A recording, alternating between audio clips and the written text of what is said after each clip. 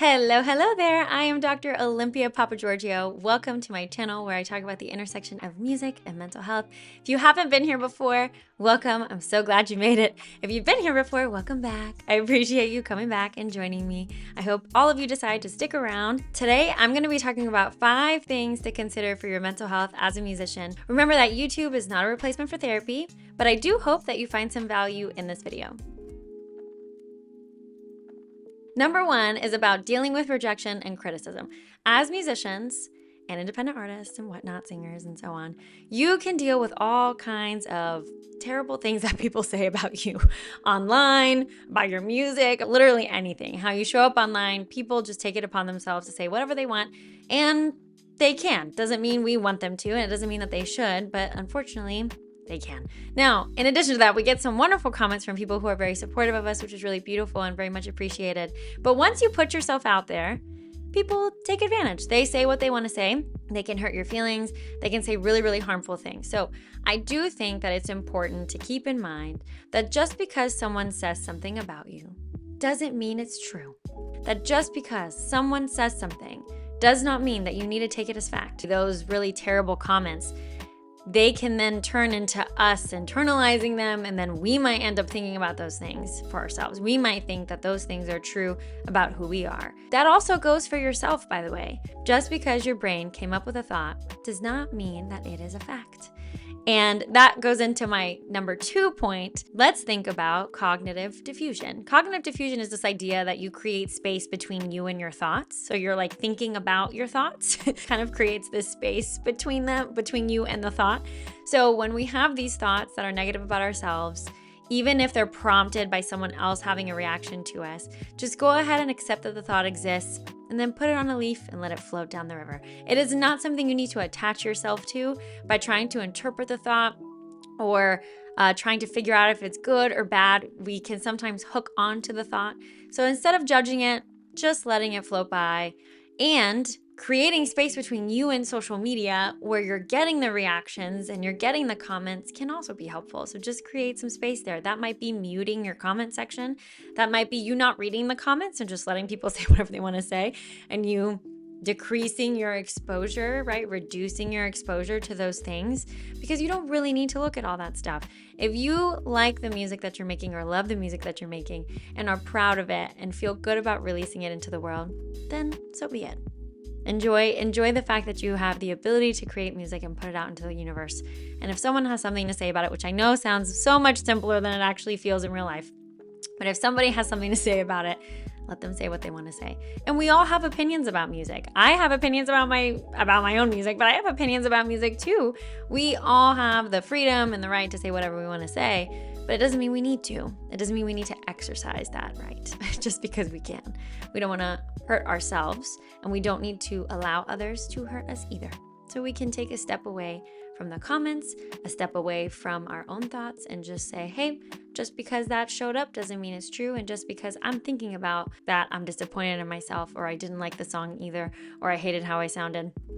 I don't need to stick with that either, because it's not going to necessarily better my situation. I'm just going to accept that it showed up and let it float down the river so that I can go on with my day and try to have a good day or a better day.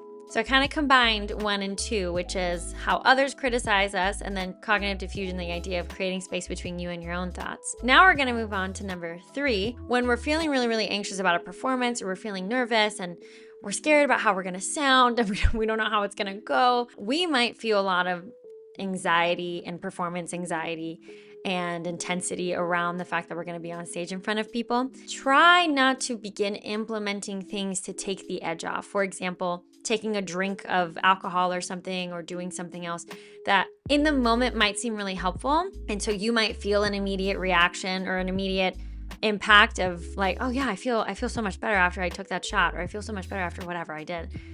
Instead, if we can regulate ourselves before we get on stage, if we can regulate ourselves while we are on stage to feel a little calmer, probably will do us better than to start implementing things that over time can actually harm us, to regulate your own emotions and your own nervous system and to help you kind of come back down to an equilibrium as best as you can. It doesn't mean that it's going to happen every single time you're going to be perfect at it. These things take practice, and so don't beat yourself up about it just because you may not be able to calm yourself down as much as you would like. Let's think about the way that we feel with our anxiety or the intensity of not wanting to mess up, and so we get in our heads about it before we get on stage. Let's measure our anxiousness, our maybe our performance anxiety, but our anxiousness from 0 to 10. Let's think of 0 as I feel no anxiety at all about going on stage. I am good to go. I feel great about being on stage and it'll be fine. And 10 is the worst anxiety you have felt about going on stage. So let's go ahead and measure it first so that we can have a number, a barometer to look at, okay? So let's say I feel a 7 before I get on stage. I am not having the worst anxiety I've ever had. It's not debilitating to the point where I can't get on stage. I can get on stage, but I might be shaking. Maybe I'm feeling really scared about people's thoughts and their opinions about what I'm gonna do. Maybe the microphone is shaking in my hand. Maybe I'm trembling physically aside from my hands or in addition to my hands. So let's think about maybe a 7 or 8 out of 10. Then we can do what we can before we get on stage, which might simply be breathing, which I know probably seems really cliche and whatnot, but your breath is so powerful, okay? How you breathe can really have a huge impact on how you feel. For example, let's say we do some box breathing. So you let out all your breath, you breathe in on 4, you hold on 4, breathe out on 4, and hold on 4.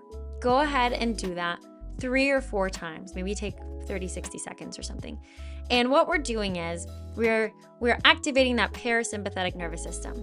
So your autonomic nervous system is split into 2. Your sympathetic is your fight or flight. We see an external threat, our body has a reaction, we get anxious, we get nervous. Do we fight? Do we flee? Are we frozen? What do we do? And your parasympathetic nervous system is your rest and digest. And the really cool thing is that with your breath and with other grounding skills, you can actually help to activate your parasympathetic nervous system, which I think is very, very cool. We're gonna try to bring ourselves back down to an equilibrium as much as we can. Doesn't mean it's gonna be perfect, because it never is, but we're gonna try to bring ourselves down from a 7 to a 6, a 7 to a 5. What if we got it down to a 4? That would be great. So we are just doing our best to bring our angst, our anxiety, our distress down, even if it's by a 0.5 point on that scale. And that is just one way to ground yourself. That parasympathetic nervous system can be really, really helpful if we can get it working. So go ahead and give yourself a chance to actually calm yourself down before you get on stage as best as you can. For some people, that also might be saying a prayer, doing your cross, whatever that means, that brings you comfort, that brings you some calm, some peace, knowing that you're just going to go on stage and do the best that you can. And you're going to get off stage being proud of the fact that you went on stage to begin with. My number 4 is about taking breaks. Now, this can go 2 different directions. One direction is you may be in a time in your life where you are not feeling creative and you're not feeling like things are flowing very easily for you. You might feel like you have writer's block or something like that. That can happen. Life gets stressful. We have to reprioritize things sometimes. And when things in our world don't feel quite in place, sometimes the creativity doesn't show up. And for other people, it might be the other way around, where things are not going well or they feel like things aren't going well, and the music piece can be an escape. But it is also normal to lose the creativity that you typically have sometimes, just so that your body can take a break. You can feel burnout from the thing that you love to do. And therefore, you need to take a step back, whether that might be for a week, a day, a month, a year, whatever it is.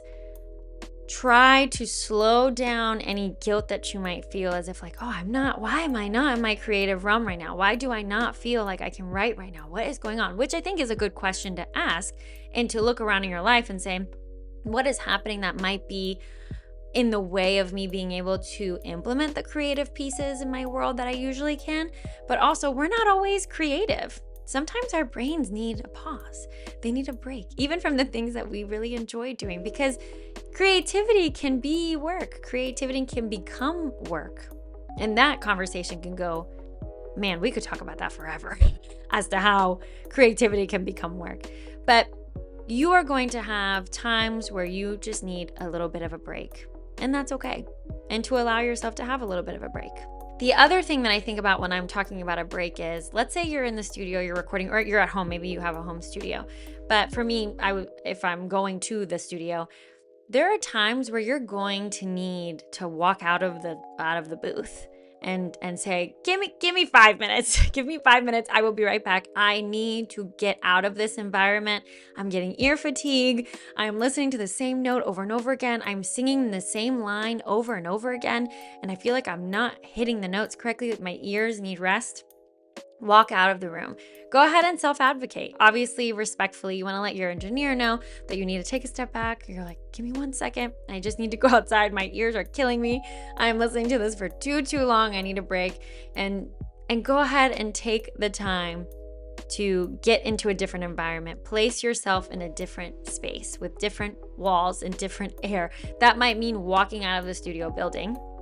That might mean walking into the lobby and sitting down for a second. That might mean shifting to another song and having, if you have peers with you, like other people who are with you who might be recording that day, that might mean letting someone else record and then coming back to your song or your project at the end of the session and giving your ears a break. To do that, it's important to self-advocate and to tell everyone, like, I need a break. I need time to clear my mind.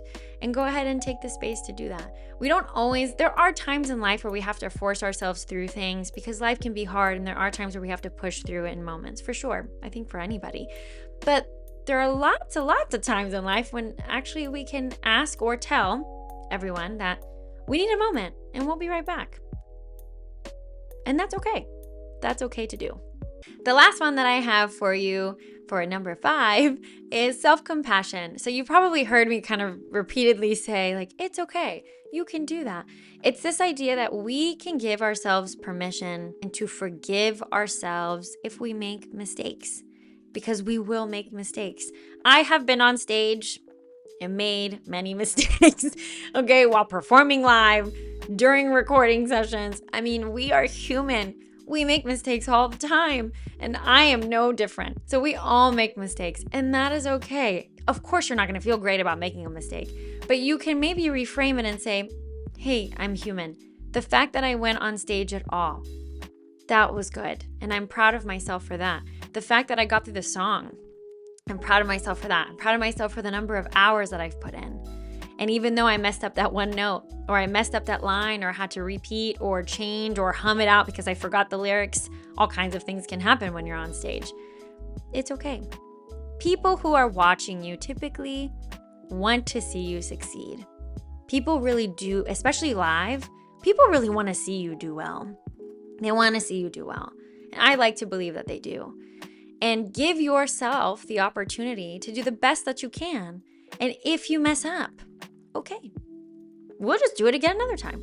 You'll have another opportunity to sing, but you made a mistake and you're human. Let's say that you had a friend who was a musician or a singer and went on stage and they messed up or something. First of all, you probably wouldn't notice as the audience member. If they came to you and started saying, I hate that I messed up. That was so stupid. I'm so dumb. I don't know why I did that. I should have known how to play that part. You would probably look at them and be like, that was great. We loved it. We didn't even notice that you messed up. We think it's wonderful that you even got on stage and performed. We loved it. It was so enjoyable. When you're thinking in a way that is so self-critical, imagine if your friend came into the room and said the same things about themselves that you're saying about yourself. I bet you would never speak to your friend the way that you speak to yourself sometimes. And we need to remember that. It's a big deal to get on stage. It can be scary to get on stage in front of people and perform. And we will make mistakes. We just do. And if we do, forgive yourself. People are just happy that you got up there. People are excited that you had the guts to even get up there and do anything. So just remember to be self-compassionate. Be kind to yourself just as you would to your friend. Just as you would to your friend. I hope you enjoyed this video. I really appreciate you being here with me today. I will see you next time and have a wonderful, wonderful day. Bye.